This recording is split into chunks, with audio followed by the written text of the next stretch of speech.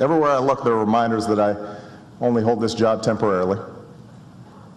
But it's a long time between now and 2016, and anything can happen. Anything can happen. I have more campaigns to run. More campaigns to run. Let's face it, there is one issue on every reporter's minds, and that is 2016. Apparently, some folks really want to see a pot-smoking socialist in the White House. We could get a third Obama term after all. Could happen, could happen, could happen. And that's why we're running for a third term. No, we're not. We're not? No. Who the hell said that? I actually think I'm a pretty good president. I think if I ran, I could win. From Todd. Todd says, with the ever-increasing lawlessness of the Obama administration, each act of lawlessness is becoming more bold and radical. I agree with that. Nothing is being done by Congress to end it. It would certainly seem that way. Are these acts testing grounds for a hostile government takeover by the current administration? Something to think about, he says.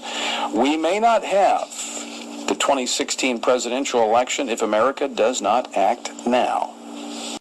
The objective of this trip was to have substantive discussions with people like President Karzai or Prime Minister Maliki or President Sarkozy or others who I expect to be dealing with over the next 8 to 10 years. And it's important for me to have a relationship with them early. You have to wonder if Obama is just trying to lay a foundation for not being a hypocrite when he tries to serve beyond 2016. I wouldn't be at all surprised if in the next number of years there is a move on the 22nd Amendment, which term limits the President of the United States.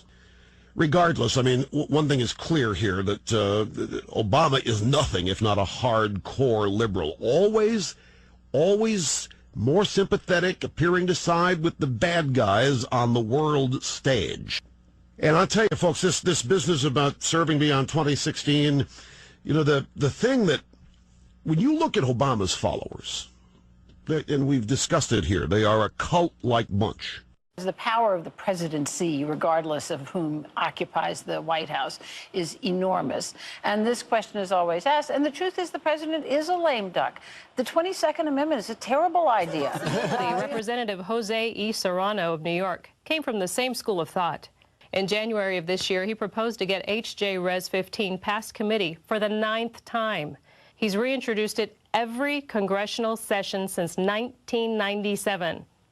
None of these resolutions ever made it to a floor vote. But try again. H.J. Res 15 proposes repealing the 22nd Amendment to the Constitution, which sets term limits on the presidency. The last and only president to serve more than 2 terms was Franklin D. Roosevelt.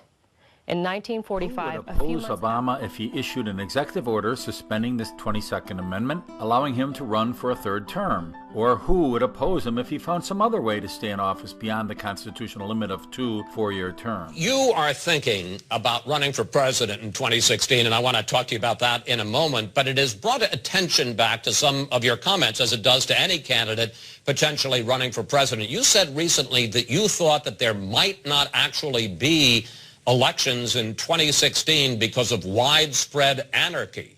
Do you really believe that?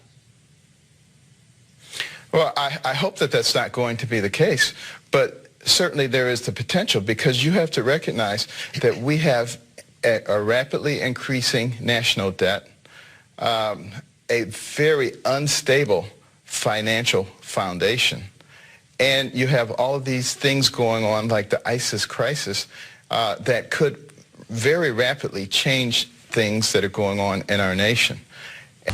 And tonight, the vetting of the president continues as we bring you another edition of The Real Obama. Now, in this installment, we shine the spotlight on an executive order that the White House was hoping that you would never learn about. Now, the president signed the National Defense Resources Preparedness Executive Order late Friday afternoon. And since that time, now the measure has been virtually ignored by the mainstream media.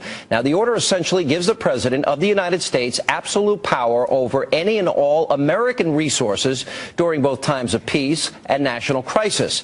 Now, this includes, but is not limited to, food and livestock, water, plants, energy, health resources, transportation, and construction materials, and gives the government the ability to, quote, control the general distribution of any material, including applicable services, in the civilian market. Now, White House Press Secretary Jay Carney laughed off a question about the document at today's briefing. Let's take a look. There's been some online commentary suggesting this gives the executive branch power to allocate energy, food, water in either peacetime or wartime. And there are some conservative blogs that are pushing the notion that this suggests the White House is preparing for a war with Iran. Can you explain what this executive order was? Well, I cannot explain that reaction to it. I think it was a fairly standard and routine piece of business.